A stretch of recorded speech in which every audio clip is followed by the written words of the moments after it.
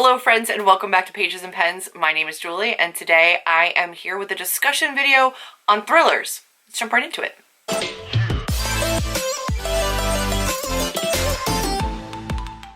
If you have been around for a little while, just really in 2020, you will know I went on a thriller binge.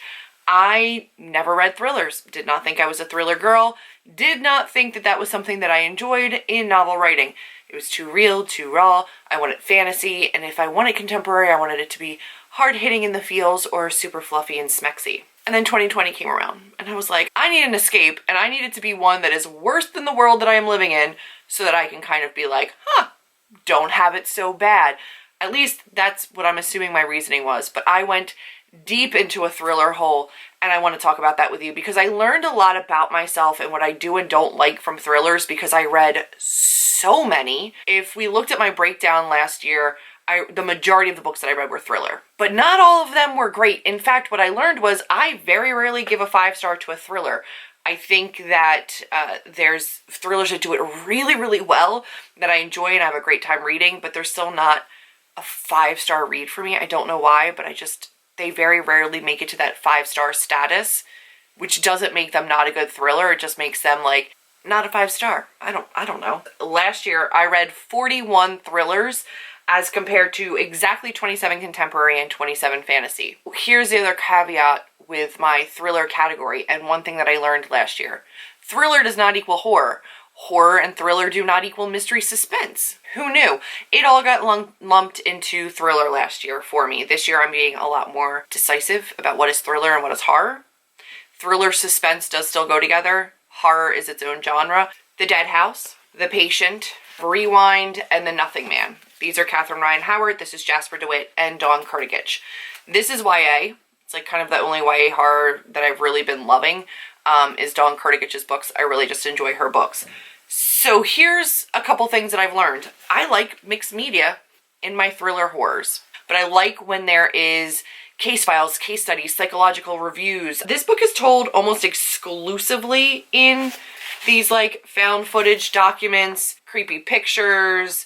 We have drawings and journals and like sketches and diary entries. It's very immersive. I like that about books. So that's one thing that I learned. The Nothing Man, we have a book inside of a book. So while it's not like a formatting, it is a text difference. We're following a book about a serial killer told through the eyes of a child who witnessed her family get murdered. And then we're seeing present day the serial killer reading the book. I like when it's nuanced and layered like that. Her book Rewind, we have a murder that takes place at a bed and breakfast or an Airbnb or a hotel, and the camera in the alarm clock, creepy to begin with, captures it. And the chapters are told in play, pause, rewind, fast forward, kind of a thing, so that like each chapter heading has a connotation to the video and where we are in the timeline of the story, which I thought was really smart. I like when they're smart like that. The Patient, some like Reddit thread posts in here. So this one is inspired by a Reddit thread, or was a whole Reddit thread and then turned into a novel about a psychiatric ward and a patient there. It's terrifying. This is horror. This is horror. But it does have like some aspects of like mixed media, doctors' reports, etc. in this, which I like. These are just horror. These aren't thrillers, these are horror. This is YA horror, this is adult horror. The majority of the ones that I enjoyed were adult. Here's another little fun fact. All of these novels that are favorites, that are up on my shelves, starting with Dawn Kurtagich, Kat Ellis, Camilla Bruce, Alice Feeney, and Catherine Ryan Howard, they are not US authors. They are UK, Irish. Where's Dawn? Oh God, you beautiful human. Where are you from? Scotland? Maybe? They're not US based. What I've learned is I really like UK foreign authors because it's a different market, friends. It is a different market for thriller horror. They take it there, they go an extra step, and when I say an extra step, they go like 7 extra steps. But I appreciate it. I've learned I like it dark. The darker, the better. The more twisted, the more effed up, the more I enjoy it.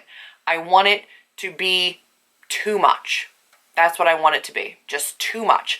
I want it to scare me. I want it to make me go, oh my God. I had to put the books down. I had to like dry heave a little bit. I had to be like, that can't be what's happening. Alice Feeney, I don't know who hurt her, but like her books are twisted and I'm here for it. I really enjoy it. I've learned that my niche is probably foreign thriller and mystery writers. They tend to just take it an extra step and I enjoy it.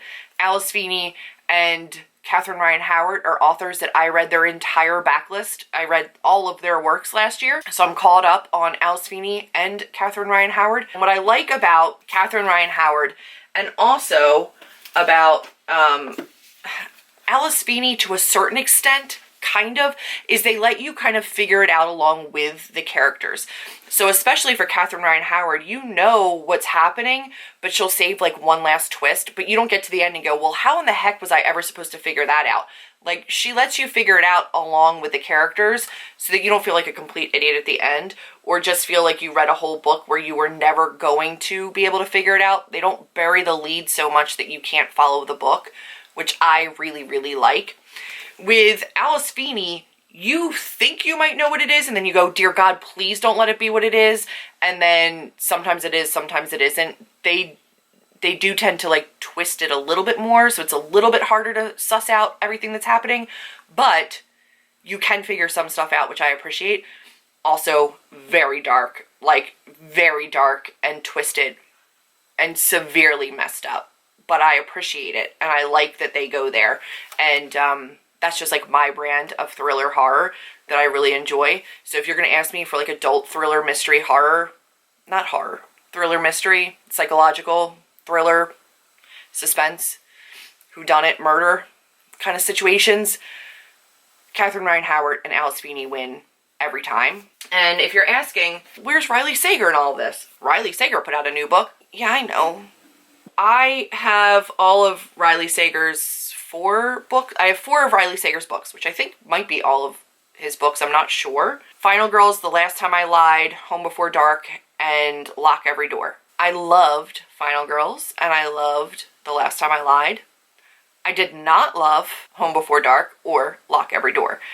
I like his more straightforward thrillers. I realized that if you're going to introduce something that like you start to question reality and like, is it something other than reality or is it not? Like, either go there or don't go there or make it intentional. And I don't think Riley does that very well. I don't love when he tries to blend genres like that. I prefer more straightforward thrillers from him specifically. I'm excited that his next book seems to be a more straightforward thriller. Like, I'm really hyped. Survive the Night, super hyped for it. And I think I'm going to really, really love it.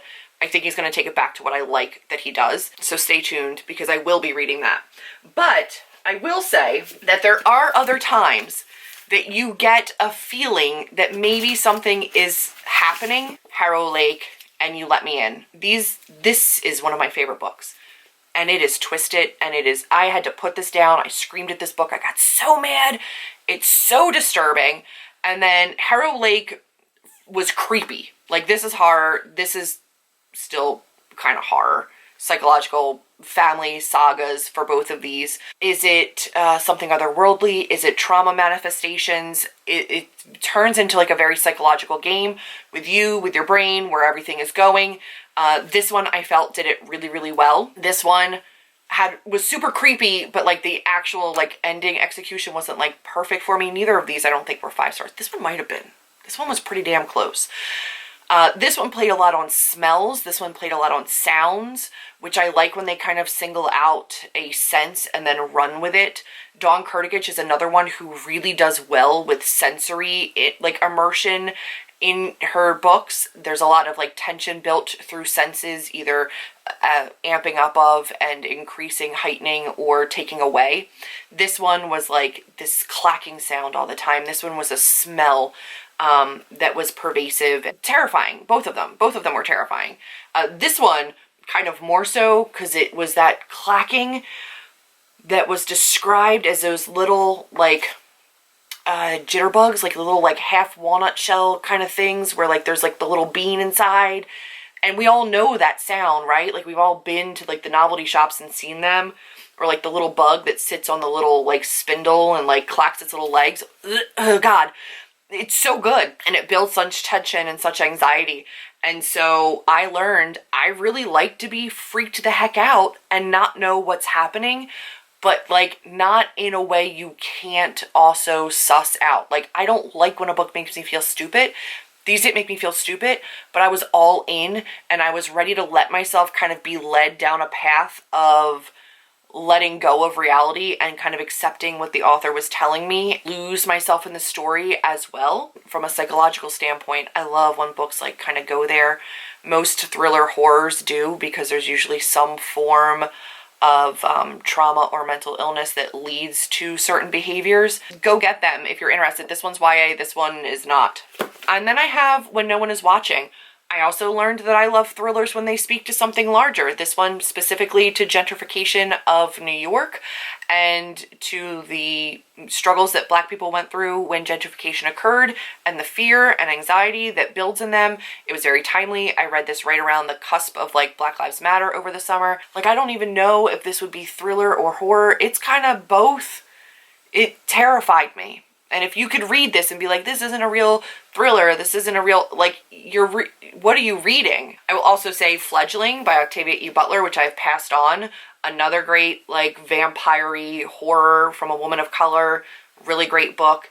And I have some others that are still on my shelves that I haven't gotten to yet that I really anticipate liking. One of the ones that I reread last year, not new, this is a little tiny short horror novella. This is The Monster of Ellenhaven by Jennifer Geisbrecht. So messed up, like deeply messed up, and like body gory, but also maybe a queer BDSM-ish dom-sub relationship happening. Turns out, if you're gonna give me thriller horror and you're gonna mix it with adult sexy times, I'm in. I'm kind of in every single time. Call me twisted, I like it. It's also gross. It's very gory. When a thriller doesn't work, it really doesn't work for me, I put. And that's very true. I do not like when the twist or reveal is a mental health struggle. These people are killing people. Obviously, they are not mentally sound. That is not something a mentally sound person does.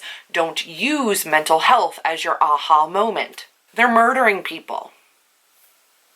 Probably not mentally sound. I don't need your twist or your aha moment to be some kind of like repressed trauma and or mental illness. It's not a good look. I don't think we should be doing it anymore. It's fine if that's discussed like up front or you see an unraveling as time goes. Cool, fine, we get it. We can go along the journey with you. We know what's coming. But if it's this completely sane presenting person who then at the end you go, haha, they weren't all along. I don't like that. I also don't like rich, entitled white people and their plight, and the whole thriller aspect is like, how are we going to get away with this murder that we committed when we were at our Ivy League college and now it's coming back to bite us? It's like, good, I hope it does. I hope you don't get out of it. I don't want to see that. I don't care. I hope you go down in a fiery pit of hell. Like, that doesn't interest me. I don't want to see it. If you come to me and you say, oh, how the mighty have fallen, good. I hope they do. I don't care. Like, the whole time I'm hoping for it. And if you're trying to make me, like, care about the characters, I don't care. I hope they go down. I'm sorry their children got locked up in it or something. Like, you're like, oh, but the kids. I'm like, I don't care. I don't care. Because they grew up with the benefit of their parents' shittery.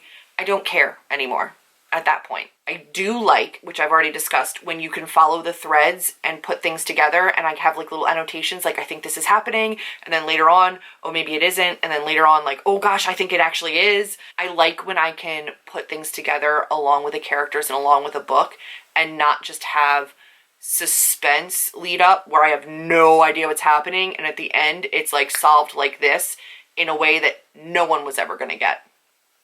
Not a fan of that. Love when I can put it together along the way, which apparently maybe not everybody does, but like, I really, really like it. Also, not the biggest fan of crime thriller drama, like suspense novels. Don't super love that unless you're in the head of a serial killer, then I could be down, but if I'm following a cop, I don't want it. The exploration of the chase from the inside, from the police point of view, if it's from the killer's point of view, I'm all in, but in terms of like police politics and procedures, not a thing for me. Just don't enjoy it. So that's kind of what I've learned about thriller and horror. The more effed up, the better. The more mixed media, the better. The more unique the storytelling actually is, like the format or the like layout of the story, the more I enjoy it.